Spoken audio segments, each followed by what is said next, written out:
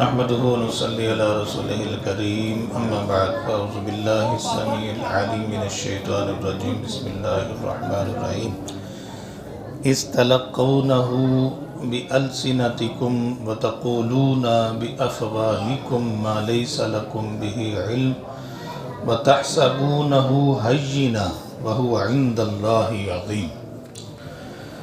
حضرت عائشہ رضی اللہ تعالی عنہا پر تہمت لگی، اس کی پاکیزگی کو اللہ نے بیان کیا، عفت کو اللہ تعالیٰ نے برقرار رکھا اور اس کی حضرت عائشہ کی پاکیزگی کے لیے 10 آیتیں اللہ تعالیٰ نے نازل کی۔ آج کی جو آیت ہے اس میں اللہ تعالیٰ فرماتے ہیں کہ تم نے جو کام کیا ہے نا، یہ کوئی چھوٹا نہیں کیا، یہ بہت بڑا کام کیا ہے۔ اللہ کے ہاں یہ کام بہت بڑا تھا، جو تم نے اس کو آسان سمجھا، عام سمجھا اور اس کے بارے تم نے اپنی زبانیں دراز کیں، تو یہ تمہارا کارنامہ چھوٹا نہیں تھا بلکہ بہت بڑا تھا۔ اگر اللہ چاہتا تو تمہیں عذاب میں مبتلا کر سکتا تھا۔ تو گویا کہ کسی بھی مومنہ عورت کی پاک دامنی کو داغدار کرنا یہ اللہ کے ہاں بہت بڑا گناہ ہے۔ کسی پر زنا کی تہمت لگانا یہ اللہ کے ہاں بہت بڑا گناہ ہے۔ اللہ فرماتے ہیں اِذْ تَلَقَّوْنَهُ بِأَلْسِنَتِكُمْ، تلقون کا معنی یہاں پر بیان کرنا ہے، پھیلانا ہے۔ فرمایا کہ جب پھیلایا تم نے بِأَلْسِنَتِكُمْ، اپنی زبانوں کے ذریعے، اپنی زبانوں کے ذریعے تم نے اس واقعے کو پھیلانا شروع کر دیا۔ وَتَقُولُونَ بِأَفْوَاهِكُمْ، اور تمہارے منہوں نے ایسی بات کہی، تقولون کہنا، تمہارے منہوں نے ایسی بات کہی ما لیس لکم بہ علم، جس کا تمہیں علم ہی نہیں تھا۔ آپ صلی اللہ علیہ وسلم نے فرمایا کہ کسی بندے کے جھوٹے ہونے کے لیے یہ کافی ہے کہ سنی سنائی بات آگے بیان کر دے۔ تو اللہ نے کہا کہ اس کا تمہیں علم ہی نہیں تھا۔ علم کیوں نہیں تھا؟ کہ تمہارے پاس کوئی دلیل نہیں تھی۔ زنا کی دلیل چاہیے اور وہ دلیل 4 گواہ ہیں۔ جب تمہارے پاس 4 گواہ تھے ہی نہیں تو گویا کہ تم نے سنی سنائی بات، اس نے کہی، اس نے کہی، اس نے کہی، اور تمہارے کانوں نے سنی اور تم نے آگے بیان کر دی، یہ تمہارے جھوٹے ہونے کے لیے کافی ہے۔ تو ہر بات کی تصدیق ضروری ہے۔ مومن آدمی، سمجھدار آدمی بات سننے کے بعد فوری طور پہ اس پہ یقین نہیں کرتا بلکہ اس کی تصدیق کرتا ہے۔ فرمایا کہ بغیر تصدیق ہو سکتا ہے کہ تم ظلم کر بیٹھو، بغیر تصدیق ہو سکتا ہے کہ تم زیادتی کر بیٹھو، اور بعد میں تمہیں شرمندگی بھی ہو کہ یار میں نے یہ کام غلط کر دیا، یہ کام میں نے بڑا جو ہے وہ عجیب کر دیا۔ تو اس لیے اللہ فرماتے ہیں اِذْ تَلَقَّوْنَهُ بِأَلْسِنَتِكُمْ، جب تمہاری زبانیں ایک اس واقعے کو پھیلا رہی تھیں، وَتَقُولُونَ بِأَفْوَاهِكُمْ، اور اپنے منہوں سے تم ایسی بات کہہ رہے تھے مَا لَيْسَ لَكُمْ بِهِ علم، جس کا تمہیں علم نہیں تھا۔ وَتَحْسَبُونَهُ هَيِّنًا، اور تم اس کو بڑا آسان سمجھ رہے تھے۔ ہین کہتے ہیں بہت ہی آسان، کہ اس کی پرواہ ہی نہیں کر رہے تھے کہ جو تم کام کر رہے ہو اس کے بارے میں تمہیں کوئی احساس نہیں تھا کہ ہم کیا کر رہے ہیں۔ اللہ فرماتے ہیں وَهُوَ عِندَ اللَّهِ عَظِيمٌ، حالانکہ اللہ کے ہاں یہ بہت بڑا کارنامہ تھا۔ تم نے بہت بڑی جرت والی بات کی کہ نبی کی بیوی پر جا کر تم نے تہمت لگا دی، حالانکہ اللہ تعالیٰ نے خود حضرت عائشہ رضی اللہ تعالیٰ عنہ کا نکاح اللہ کے حکم سے ہوا تھا، اللہ کے امر سے ہوا تھا۔ تو فرمایا کہ یہ تم نے اتنی بڑی بات کی کہ یہ نبی کی ذات پہ نہیں اللہ کی ذات پہ اٹیک، کہ اللہ تعالیٰ نے ایک بدکارہ عورت کو نبی کی زوجیت میں دیا، تو یہ بات چھوٹی نہیں، یہ بہت بڑی بات تم نے اپنے منہوں سے نکال دی۔ اللہ نے باقاعدہ اس کا تذکرہ قرآن میں کیا۔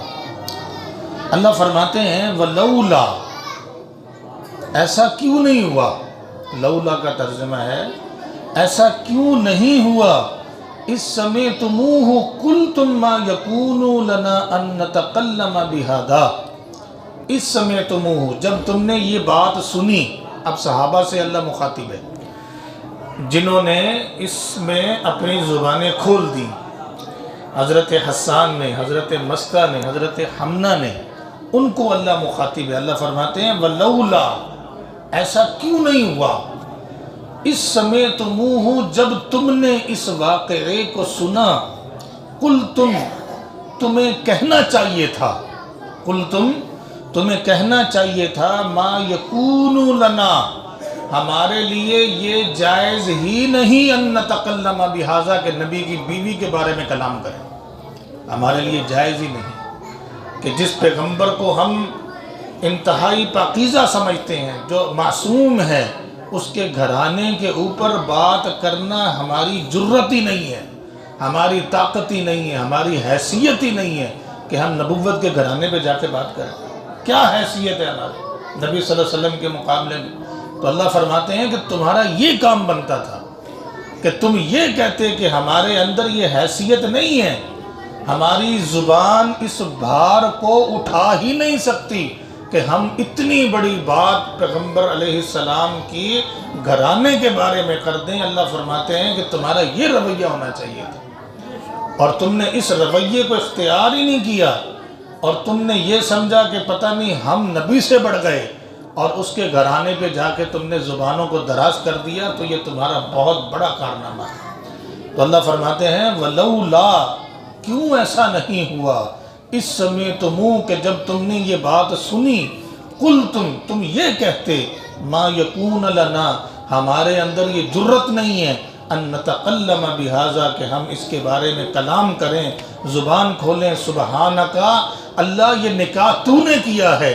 اور تو پاک ہے، ھذا بہتان عظیم، تم یہ کہتے یہ بہت بڑا بہتان ہے، اور جس نے لگایا تھا اس کو پکڑ کر سزا دیتے، جیسے کہ عبداللہ بن ابی تھا جس نے یہ کارنامہ شروع کیا، کام شروع کیا، کیونکہ پہلے اسی نے دیکھا کہ حضرت عائشہ رضی اللہ تعالی عنہا صفوان بن معطل کے ساتھ مدینہ میں داخل ہو رہے ہیں، اور اس کو پتا تھا کہ یہ جہاد سے واپس آ رہے ہیں، صحابہ تو کب کے پہنچ گئے ہیں اور یہ پیچھے سے آ رہے ہیں، تو اس نے موقع یہ پایا، اور آپ صلی اللہ علیہ وسلم کی ذات میں جو ہے وہ آپ کی عزت کو کم کرنے کے لیے اس نے یہ زبان دراز کی۔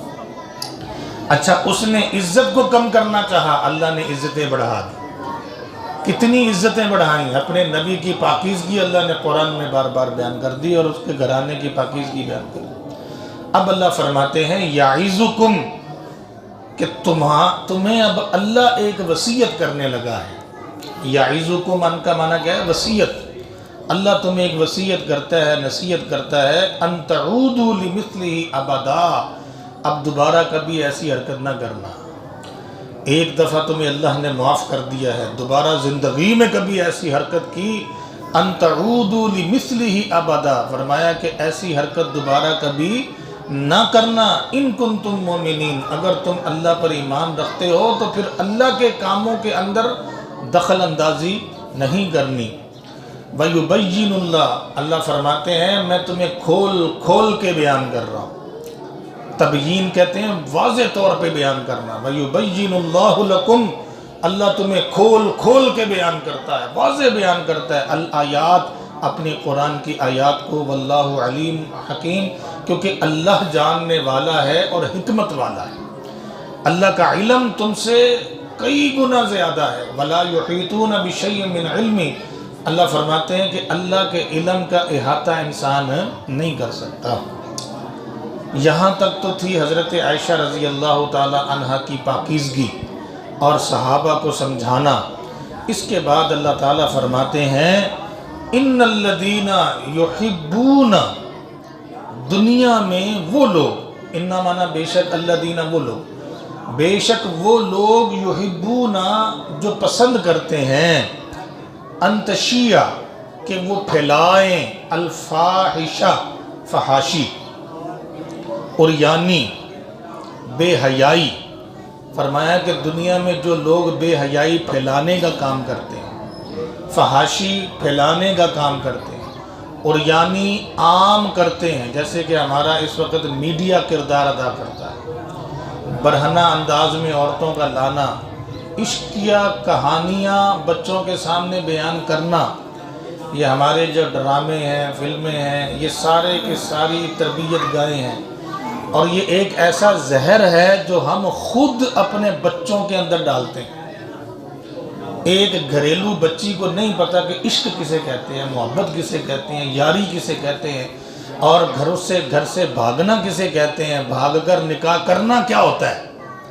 ہم لوگ یہ زہر اپنے بچوں میں خود ڈالتے ہیں کہ ان کو اس سے میڈیا کے سامنے بٹھا کے، ٹی وی کے سامنے بٹھا کے، ڈراموں کے سامنے بٹھا کے ان کی ذہن سازی کر رہے ہوتے ہیں کہ محبت ایسے کرتے ہیں، عشق ایسے کرتے ہیں. اور عشق کی خاطر اپنے گھر بار کو چھوڑنا، والدین کی عزتوں کو پامال کرنا، گھر سے بھاگنا، اپنی یاری کی خاطر، اپنی عشق کی خاطر، اس کا کوئی مسئلہ نہیں ہے. کیونکہ دنیا میں کام ہی یہی ہے، دنیا بنی اسی لیے ہے، دنیا میں ہوتی محبت ہے. محبت کی خاطر تم ہر قربانی دے دو، اپنی جان تک قربان کر دو، اور بچوں کی یہ ذہن سازی ہوتی ہے کہ یہ کام بھی کرنے والے ہیں. ہم یہ سوچ رہے ہوتے ہیں کہ ٹائم پاس ہے، بچے ان باہر جان گے، ادھر جان گے، ادھر جان گے، گھر بیٹھ کے چلو ٹی وی دیکھ لیں. یہ ہمارے والدین کا ذہن ہے. لیکن یہ جو میڈیا ہے یہ زہر اگلتا ہے، زہر. یہ حقیقت بات ہے. ہماری بچی کو میڈیا سمجھاتا ہے کہ لباس تم نے کس انداز کا پہننا ہے، باہر سوسائٹی میں کس انداز سے جانا ہے، اور پردہ جو ہے یہ اس کی کوئی حیثیت نہیں ہے. ننگے بال، ننگا جسم لے کے باہر گھومو پھرو، کوئی مسئلہ نہیں. تو یہ حیاؤں کا جو جنازہ نکلا ہے، پہلے عورتوں، بچیوں کو پتہ ہی نہیں ہوتا تھا کہ شادی کے بعد معاملات کیا ہوتے ہیں. یہاں تک پاکیزگی ہوتی تھی، ذہنی پاکیزگی ہوتی تھی. اور آج کل کے حالات اللہ ہی معاف فرمائے. تو اللہ تعالیٰ فرماتے ہیں ان الذین، وہ لوگ، یحبون، جو یہ پسند کرتے ہیں، ان تشیع الفاحشہ، کہ فحاشی عام ہو جائے، فی الذین آمنوا، مومن لوگوں میں، مومنوں کے ایمان کو ختم کرنے کے لیے فحاشی کو پھیلاتے ہیں. یہودیوں کا دنیا میں سب سے بڑا وار یہی ہے. یہ میڈیا جو ہے نا، یہ ایک جنگ ہے جو یہودیت نے کھیلی، عیسائیت نے کھیلی ہے باقاعدہ طور پہ. یہودیوں کو پتہ ہے کہ مسلمانوں کے اندر ایک ایمان نام کی چیز ہے، جو اس میں جتنی طاقت آ جائے گی یہ دنیا میں اتنی غالب آتے ہیں. تو انہوں نے اس ایمان کو ختم کرنے کے لیے یہ فحاشی کا جو ہے ایک سیلاب برپا کر دیا. اور یہ انٹرنیٹ جو ہے، اس کو عام کرنا اور اس کی ایجاد یہ بھی یہودیوں کی ہے.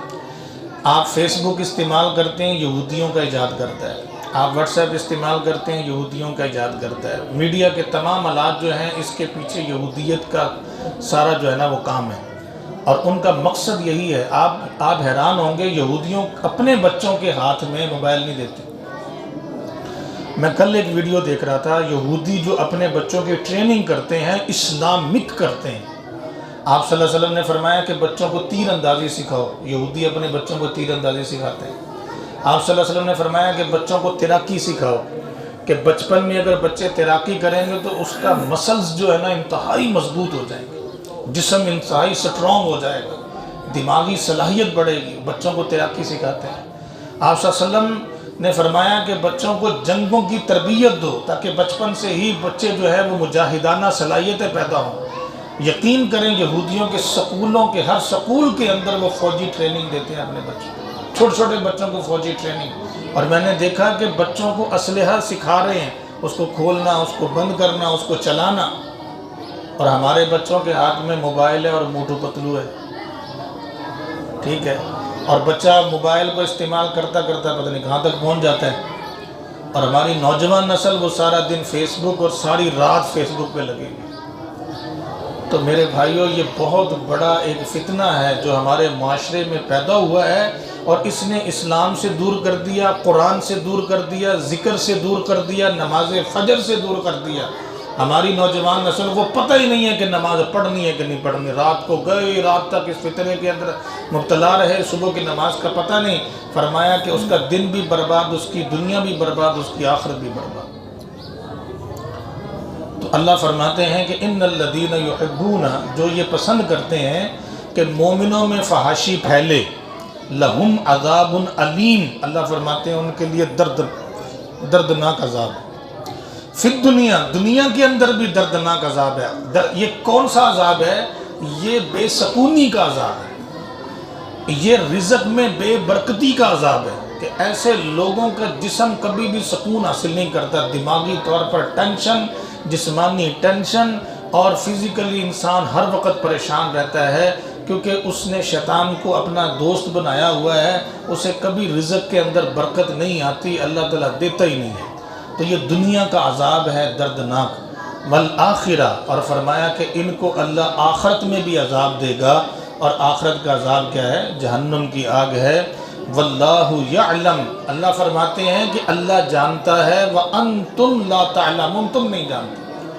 جو تمہیں اللہ بتا رہا ہے اللہ جانتا ہے کہ اس کے نقصانات کتنے ہیں، یہ تمہارے لیے کتنا بڑا زہر ہے، یہ تمہاری زندگیوں کو کیسے برباد کرے گا، تمہاری آخرت کو کیسے برباد۔ دیکھیں نا آخرت برباد ہے کہ نہیں ہے؟ انسان ہر چیز سے غافل ہو جاتا ہے، نماز سے غافل، ذکر سے غافل، قرآن سے۔ ہماری نوجوان نسل کو، ہمارے ماشاءاللہ اللہ تعالیٰ بزرگوں کو توفیق دے، لیکن افسوس کی بات یہ ہے کہ ابھی بیچارے یہ مطلب سپارے بھی پڑھنے کے قابل نہیں ہیں۔ بات سمجھا رہی ہے آپ؟ کیوں؟ پوری زندگی دھیان ہی نہیں دی۔ اور ہماری آج کل کی نسل کو تو پتہ ہی نہیں ہے اس چیز کا کہ قرآن پڑھنا کیسے ہے۔ تو آپ صلی اللہ علیہ وسلم نے فرمایا کہ انسان کی بدبختی ہے کہ پورا دن گزر جائے اور وہ قرآن کو اٹھا کے پڑھ ہی نہ سکے یا پڑھے ہی نہ۔ فرمایا کہ یہ انسان منحوس بدبخت انسان۔ تو آیت سمجھ آ گئی آپ کو؟ اللہ فرماتے ہیں کہ جو مومنوں میں فحاشی کو پھیلانے کا کام کرتے ہیں، اللہ نے ان کے لیے دردناک عذاب دنیا کے اندر بھی رکھا ہے اور آخرت میں بھی رکھا ہے۔ اللہ فرماتے ہیں جو میں تمہیں بتا رہا ہوں میں جانتا ہوں اور تم نہیں جانتے کیونکہ تمہارے پاس اتنی طاقت نہیں ہے۔ وَلَوْلَا فَضْلُ اللَّهِ عَلَيْكُمْ وَرَحْمَتُهُ وَأَنَّ اللَّهَ رَؤُوفٌ الرَّحِيمٌ، اللہ فرماتے ہیں کہ اگر اللہ کا فضل نہ ہوتا، وَلَوْلَا فَضْلُ اللَّهِ، اگر یہ اللہ کا فضل کیا ہے؟ یہ دین اللہ کا فضل ہے، نبی کا آنا اللہ کا فضل ہے، شریعت کو پہنچانا، پیغام دینا، یہ اللہ کا فضل ہے کہ اللہ تمہیں بتا رہا ہے کہ دنیا کیا ہے اور آخرت کیا ہے، اور دنیا کے نقصانات کیا ہیں جو تمہیں آخرت میں بھی ملیں گے، تو اس سے بچ جاؤ، اپنے آپ کو بچا لو۔ وَلَوْلَا فَضْلُ اللَّهِ عَلَيْكُمْ وَرَحْمَتُهُ، فرمایا کہ اللہ کا فضل اور اس کی رحمت تم پر ہے۔ وَأَنَّ اللَّهَ رَؤُوفٌ الرَّحِيمٌ، یہ بات سمجھ لو کہ اللہ تعالیٰ رؤوف ہے اور رحیم ہے۔ رؤوف کہتے ہیں مہربان کو، اللہ تعالیٰ کی تم پر مہربانی ہے اور اللہ تعالیٰ بہت بڑا مہربان ہے۔ رحیم کا معنی بھی مہربان ہے، تو اللہ تعالیٰ کی یہ مہربانی ہے، رحم کرتا ہے اللہ کہ اللہ تعالیٰ نے تمہیں ہر چیز کو واضح طور پر بیان کر دیا۔ اب تمہاری بدبختی ہے کہ تم اس کو لو نہ، تو آگے جو ہے پھر نئے احکامات شروع ہو گئے، رکوع ختم ہو گیا ہے۔ اللہ سے دعا ہے اللہ تعالیٰ ہمیں عمل کی توفیق عطا فرمائے۔ وآخر دعوانا